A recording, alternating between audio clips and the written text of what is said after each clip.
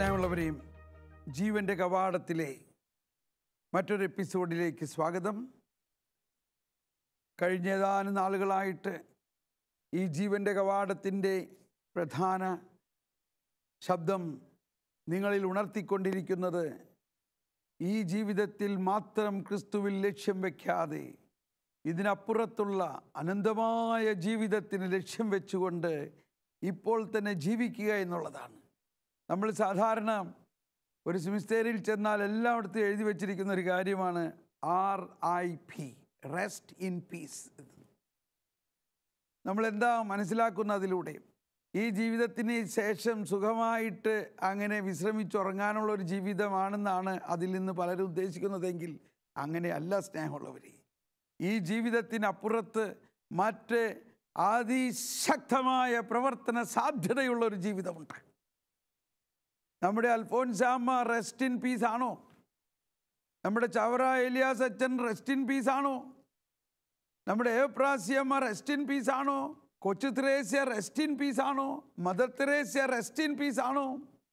Anthonis പുണ്യവാളൻ rest in peace ആണോ? Hallelujah! ഇവരെല്ലാവരും ഈ ജീവിതത്തിന് ശേഷമുള്ള അനന്തമായ ജീവിതത്തിൽ പ്രപഞ്ചം മുഴുവനിലേക്കും പ്രവർത്തിച്ചു കൊണ്ടിരിക്കുന്നൊരു ജീവിതമാണ്. ഇത് അന്തോണീസിനോ കൊച്ചു തെരേസ്യയ്ക്കോ വിശുദ്ധ അഗസ്തീനോസിനോ ഏപ്രാസ്യമ്മയ്ക്കോ അൽഫോൻസാമ്മയ്ക്കോ മാത്രമുള്ളതല്ല. ഈ തോമായ്ക്കും ഈ ചാക്കോയ്ക്കും ഈ മേരിക്കും ഈ ലോകത്തിലുള്ള എല്ലാവർക്കും ഉള്ളതാണ് സ്നേഹമുള്ളവർ. അതിവിടെ വെച്ച് തന്നെ നമ്മളൊന്ന് അങ്ങ് വിശ്വസിച്ചേ. ഇവിടെ വെച്ചതൊന്ന് വിശ്വസിക്കുമ്പോഴാണ് ഈശോ പറഞ്ഞ ഈ വചനം എന്താ? ഗോതമ്പ് മണി ചീഞ്ഞഴിയുന്നില്ലെങ്കിൽ അത് ധാരാളം ഫലം പുറപ്പെടുവിക്കില്ല. ഈ ഗോതമ്പ് മണി ചീയണം. ഒരു ഗോതമ്പ് മണി നമ്മൾ നട്ടാൽ അത് ചീഞ്ഞാൽ മാത്രമേ അതിൽ നിന്നും ഒരു ചെടി കിളിർത്ത് അത് വലുതായി അതിൽ ധാരാളം ഗോതമ്പ് മണികൾ ഉണ്ടാകുന്നു. ഇതാണ് ജീവൻ്റെ കവാടത്തിൻ്റെ അർത്ഥം. നമ്മൾ ഇവിടെ ആയിരിക്കുന്ന ജീവിതം ചീയണം. ഈ ജീവിതം ചീഞ്ഞു കഴിയുമ്പോൾ അതിൽ നിന്നും ജീവൻ്റെ കവാടം, മറ്റൊരു പുതിയ ജീവിതം, അനന്തമായ ജീവിതം, അന്ത്യമില്ലാത്ത ജീവിതം, നിരവധി പ്രവർത്തന സാധ്യതയുള്ള ജീവിതം. മഹാനായ അലക്സാണ്ടർ ചക്രവർത്തി മരിക്കുന്നതിന് മുമ്പ് പറഞ്ഞത് എന്താ? വളരെ പ്രസിദ്ധമായ വാക്കുകളാണ്. ഞാൻ മരിച്ചാൽ എന്നെ ശവപ്പെട്ടിയിലിട്ടുമ്പോൾ എൻ്റെ 2 കരങ്ങളും പുറത്തിടുക. കാരണം ഈ ലോകം മുഴുവനും അറിയണം, ഞാനൊരു ചക്രവർത്തിയായി ഈ ലോകം മുഴുവനും പിടിച്ചെടുത്ത എൻ്റെ സാമ്രാജ്യമെല്ലാം ഞാൻ ഇവിടെ ഉപേക്ഷിച്ചിട്ടാണ് പോകുന്നത്. ഞാൻ പോകുമ്പോൾ ഇതൊന്നും കൊണ്ടുപോകുന്നില്ല. സ്നേഹമുള്ളവരെ, എന്തോ ഒരു വലിയ രഹസ്യമാണ്. പക്ഷേ ഇത് അദ്ദേഹം നേരത്തെ അറിയാഞ്ഞു പോയി. ഇതാണ് നമ്മുടെ പ്രശ്നം. നമ്മളിത് നേരത്തെ അറിഞ്ഞിരുന്നുവെങ്കിൽ നമ്മളും കൊച്ചു തെരേസ്യയെ പോലെ എപ്പോഴും സ്വർഗത്തെ മാത്രം ലക്ഷ്യം വെച്ചുകൊണ്ട് ഇവിടെ ജീവിക്കുമ്പോൾ തന്നെ ജീവൻ്റെ കവാടത്തിലൂടെ നിത്യജീവനിലെ ഫലം പുറപ്പെടുവിക്കാൻ സാധിക്കും. അതാണ് ഈശോ പറഞ്ഞത്, ഞാൻ മുന്തിരിച്ചെടിയും നിങ്ങൾ എൻ്റെ ശാഖകളുമാണ്. ആരെന്നിൽ വസിക്കുന്നുവോ അവനിൽ ഞാൻ വസിക്കുന്നു. ആ ശാഖകൾ ഏറെ ഫലം പുറപ്പെടുവിക്കുമെന്ന് പറയുന്നത് ഈ ലോകത്തിൽ കുറെ ഫലം പുറപ്പെടുവിക്കുന്നതിനെക്കുറിച്ച് മാത്രമല്ല, ഇതിലപ്പുറത്ത് വളരെയധികം ഫലം പുറപ്പെടുവിക്കുന്ന മറ്റൊരു ലോകമുണ്ടെന്നും ഇവിടെ വെച്ച് തന്നെ അത് ആരംഭിക്കുന്നു എന്നുമുള്ള ബോധ്യമാണ്. സ്നേഹമുള്ളവരെ, ഈ എപ്പിസോഡിൽ നമ്മൾ ഇനി ചിന്തിക്കുന്നത് അപ്പസ്തോല കാലഘട്ടം കഴിഞ്ഞതിന് ശേഷം സഭയിലുണ്ടായ ഏറ്റവും പ്രത്യേക ഒരു കാലഘട്ടമാണ് അപ്പസ്റ്റോലിക് ഫാദേഴ്സ്, അല്ലെങ്കിൽ സഭാപിതാക്കന്മാരുടെ ഒരു കാലഘട്ടം. ഒരു ആദ്യ നൂറ്റാണ്ട് മുതൽ 800-ാമത്തെ ആണ്ട് വരെയുള്ള കാലഘട്ടത്തിൽ നിരവധി പിതാക്കന്മാർ അപ്പസ്തോലന്മാർക്ക് യേശുവിൽ നിന്ന് മുഖാമുഖം കിട്ടിയ ആ വിശ്വാസത്തിൻ്റെ ട്രഡീഷൻ, ആ പൈതൃകത്തെ കൈമാറിയപ്പോൾ ആ കൈമാറ്റത്തിൽ അല്പം പോലും നഷ്ടപ്പെടുത്താതെ അതിനെ അതിൻ്റെ ഏറ്റവും ജ്വലിപ്പിക്കുന്ന രീതിയിൽ കൈകാര്യം ചെയ്യാൻ പരിശുദ്ധാത്മാവ് നയിച്ച പ്രത്യേകം തിരഞ്ഞെടുത്തവരാണ് ചർച്ച് ഫാദേഴ്സ്.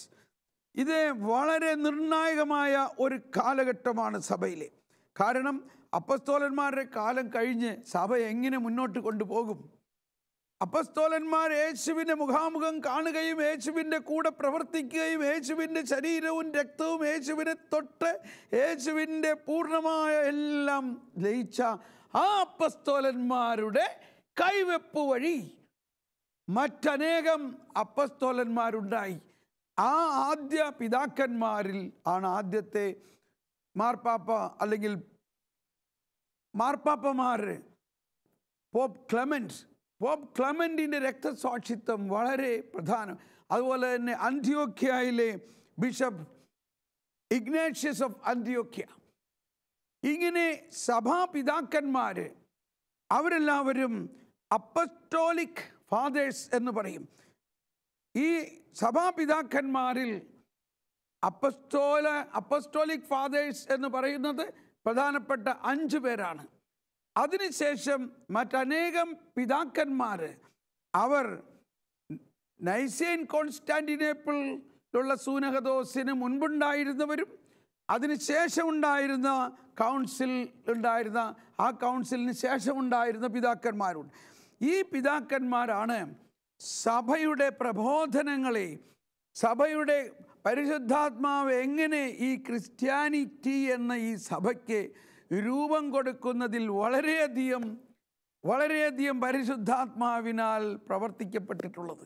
അവർക്ക് പരിശുദ്ധാത്മാവ് വെളിപ്പെടുത്തി കൊടുക്കുകയും എന്നാൽ അപ്പസ്തോലിക പാരമ്പര്യത്തിൽ നിന്ന് ലഭിച്ച പ്രബോധനങ്ങളിൽ അടിയുറച്ച് വിശ്വസിക്കുകയും അതിനുവേണ്ടി രക്തസാക്ഷിത്വം വരെ അനുഭവിച്ചവരാണ് സഭാപിതാക്കന്മാർ. അപ്പോൾ യേശുക്രിസ്തുവിന് ശേഷമുണ്ടായ അപ്പസ്തോലന്മാർ, ആ അപ്പസ്തോലന്മാർക്ക് ശേഷമുണ്ടായ അപ്പസ്റ്റോലിക് ഫാദേഴ്സ്, അപ്പസ്തോലിക പിതാക്കന്മാരും അതിനുശേഷമുണ്ടായ സഭാപിതാക്കന്മാരും വളരെ പ്രധാനപ്പെട്ട സഭയുടെ അടിത്തൂണുകളാണ്, അല്ലെങ്കിൽ നെടുത്തൂണുകളാണ്, അടിത്തറകളാണ്. അങ്ങനെയുള്ള ആ പിതാക്കന്മാരിൽ ശ്രേഷ്ഠരായ ഒരാളാണ് സെയിൻറ്റ് ക്ലെമന്റ് ഫസ്റ്റ് ഒരു മാർപ്പാപ്പയാണ്. അപ്പോൾ നമ്മുടെ രക്തസാക്ഷികളിൽ നമ്മൾ അപ്പസ്തോലന്മാരെ കണ്ടു. ഇനി മാർപ്പാപ്പമാർ, രക്തസാക്ഷികളായ മാർപ്പാപ്പമാരുണ്ട്.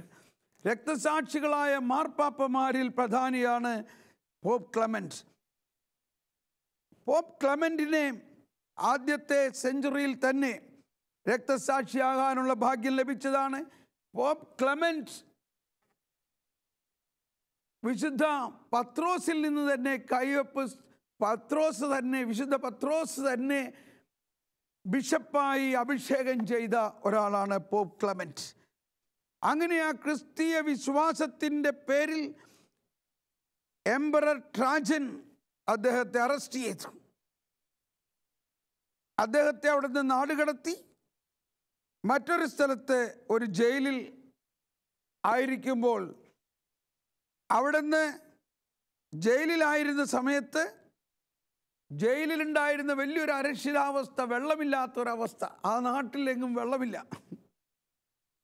അങ്ങനെ ആ സമയത്ത് പോപ്പ് ക്ലെമന്റ് ആ ജയിലിൽ മുട്ടുകുത്തി ഇങ്ങനെ പ്രാർത്ഥിക്കുകയാണ് വെള്ളത്തിന് വേണ്ടി പ്രാർത്ഥിച്ചപ്പോൾ അങ്ങകലെ ഒരു മലമുകളിൽ ഒരാട്ടും കുഞ്ഞ് നിൽക്കുന്നത് കണ്ടു.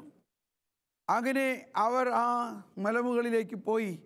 അവിടെ ചെന്ന് ആ ആട്ടും കുഞ്ഞ് നിന്ന സ്ഥലത്ത് ഒരു പിക്കാക്സ് കൊണ്ട് വെട്ടിയപ്പോൾ അവിടെ വെള്ളത്തിൻ്റെ ഒരു വലിയ അത്ഭുതകരമായ ഒരു ഫൗണ്ടൻ.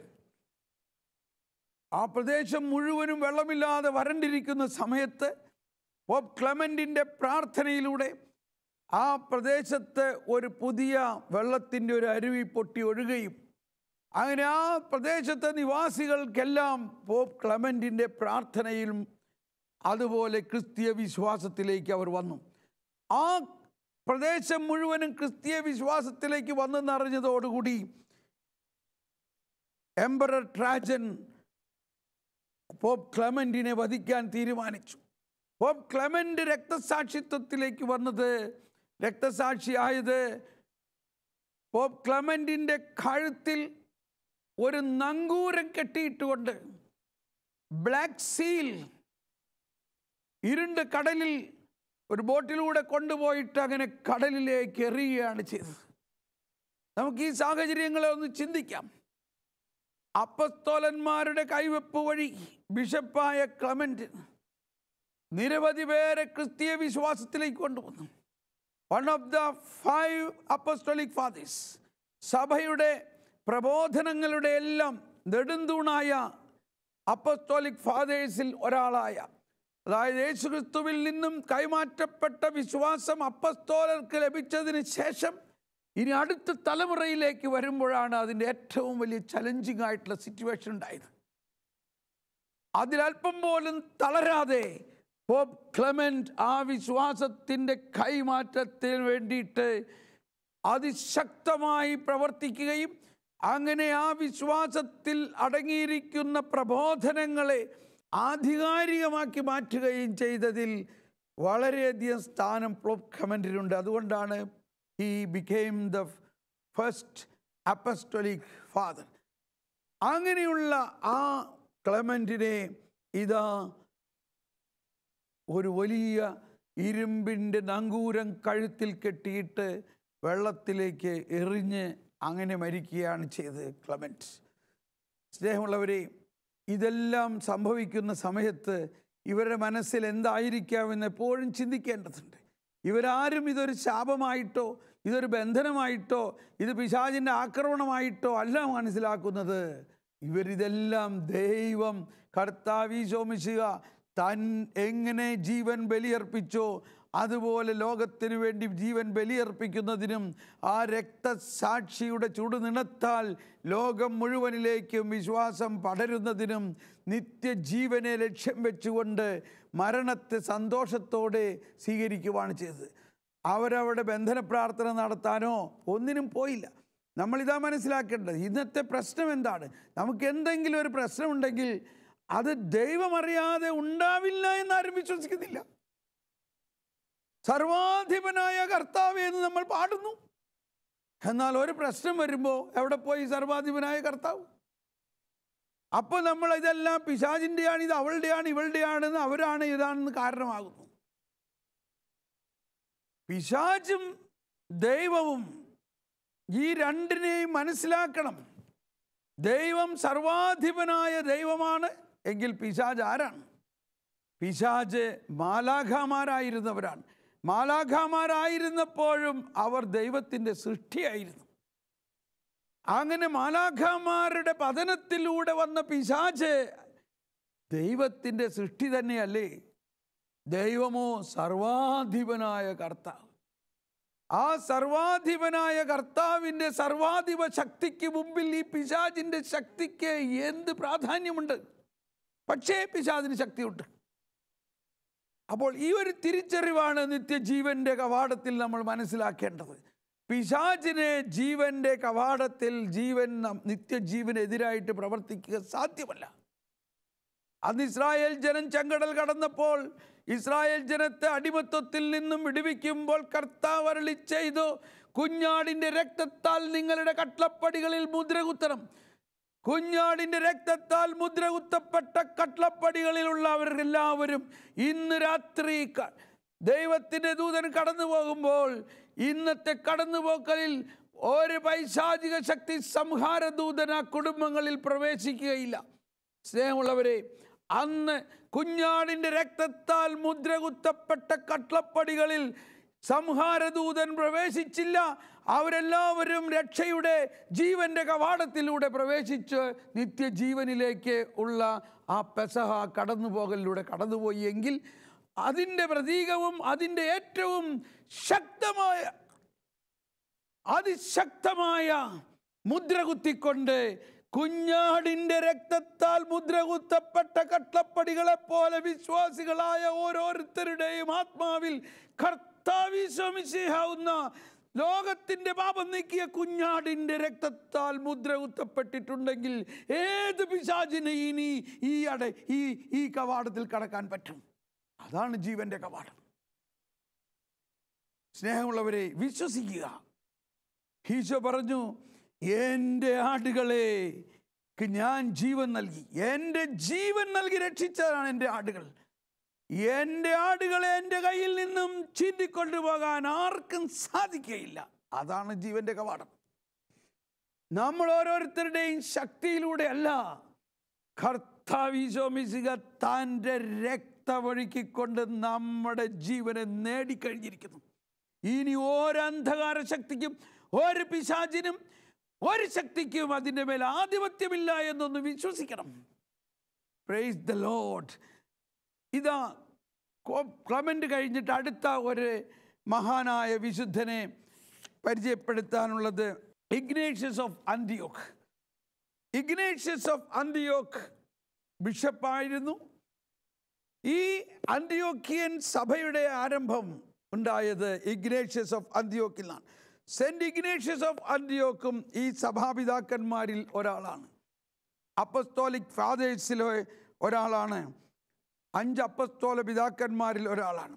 മറ്റ് അപ്പസ്തോല പിതാക്കന്മാരാണ് Polycarp, Justin Martyr, Irenaeus of Lyons, Tertullian, Athanasius, Jerome and saint Augustine. ഇവരെല്ലാം സഭാപിതാക്കന്മാരാണ്. അപ്പോൾ അവരുടെ മുൻനിരയിലായിരുന്ന ക്ലെമന്റ്, അതിനുശേഷമുണ്ടായ അന്തിയോക്ക്. ഇഗ്നേഷ്യസ് ഓഫ് അന്തിയോക്ക്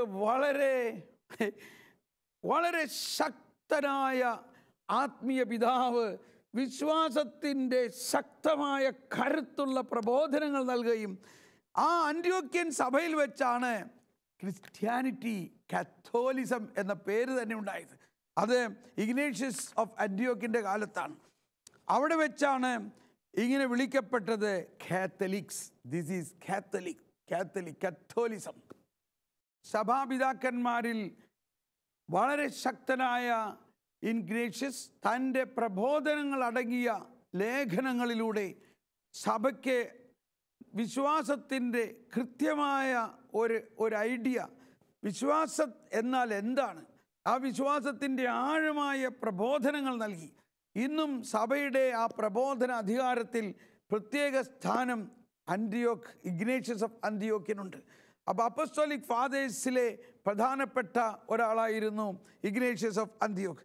അദ്ദേഹത്തിൻ്റെ പ്രബോധനത്തിലുണ്ടായിരുന്ന എപ്പോഴും നിഴലിച്ചു നിന്നിരുന്ന ഒരു ആശയമാണ് the shedding of his blood in witness of holy martyrdom was the culmination of life lived conformed to Jesus Christ.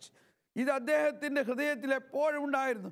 യേശു ക്രിസ്തുവിലുള്ള വിശ്വാസത്തിന് വേണ്ടി, ആ വിശ്വാസത്തിൻ്റെ ശക്തമായ പരീക്ഷണത്തിലുള്ള വിജയത്തിന് വേണ്ടി രക്തം വരെ ചിന്തുമ്പോഴാണ് യഥാർത്ഥത്തിൽ വിശ്വാസത്തിൻ്റെ കൾമിനേഷൻ, ആ വിശ്വാസത്തിൻ്റെ കൊടുമുടിയിലേക്ക് നമ്മൾ പ്രവേശിക്കുന്നു എന്നത് അദ്ദേഹം എപ്പോഴും പറഞ്ഞിരുന്നൊരു കാര്യമായിരുന്നു.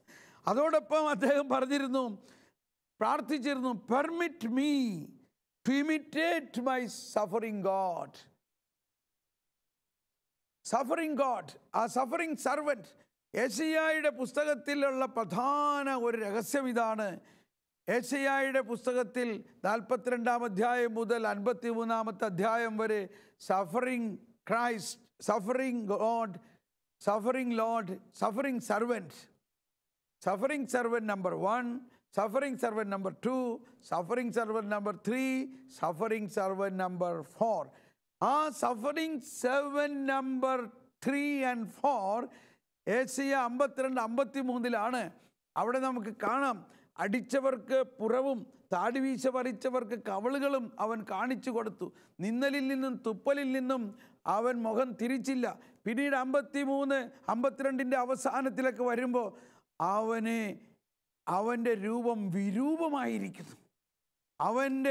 വിരൂപമായിരിക്കുന്നു. ആർക്കും തിരിച്ചറിയാൻ പോലും സാധിക്കാത്ത രീതിയിൽ വിരൂപമായിരുന്നു. There I got it. ഇത് പ്രത്യേകമായിട്ട് ഈ സമയത്ത് പറയേണ്ട ഒരു കാര്യമാണ്. കാരണം ഇതാണ് രക്തസാക്ഷികളുടെ ജീവിതത്തിൽ, ഇതാണ് യേശുക്രിസ്തുവിൻ്റെ ജീവിതത്തിൽ സംഭവിച്ചത്. ഇതുകൊണ്ടോ യെശയ്യാ 52:14 പറയുന്നത്, അവനെ കണ്ടവർ അമ്പരന്നു പോയി, മനുഷ്യനെന്ന് തോന്നാത്ത വിധം അവൻ വിരൂപനായിരിക്കുന്നു. അവൻ്റെ രൂപം മനുഷ്യൻ്റേതല്ല. വീണ്ടും 53 പറയുകയാണ്, അവൻ മനുഷ്യരാൽ നിന്ദിക്കപ്പെടുകയും ഉപേക്ഷിക്കപ്പെടുകയും ചെയ്തു. അവൻ വേദനയും ദുഃഖവും നിറഞ്ഞവനായിരുന്നു. അവനെ കണ്ടവർ മുഖം തിരിച്ചു കളഞ്ഞു. അവൻ നിന്ദിക്കപ്പെട്ടു. അങ്ങനെ തുടർന്നുകൊണ്ട് 9, 10 പറയുന്നത് ഇതാണ്: അവൻ ഒരതിക്രമവും ചെയ്തില്ല, അവൻ്റെ വായിൽ നിന്നും വഞ്ചന പുറപ്പെട്ടില്ല, എന്നിട്ടും ദുഷ്ടരുടെയും ധനികരുടെയും ഇടയിൽ അവൻ സംസ്കരിക്കപ്പെട്ടു. അതിനുശേഷം അവന് ക്ഷതമേൽക്കണം എന്നത് അവിടുത്തെ ഹിതമായിരുന്നു. Praise the Lord. അവിടുന്നാണ് അവനെ ക്ലേശങ്ങൾക്ക് വിട്ടുകൊടുത്തത്. ഇതാണ് കർത്താവിൻ്റെ ദാസൻ.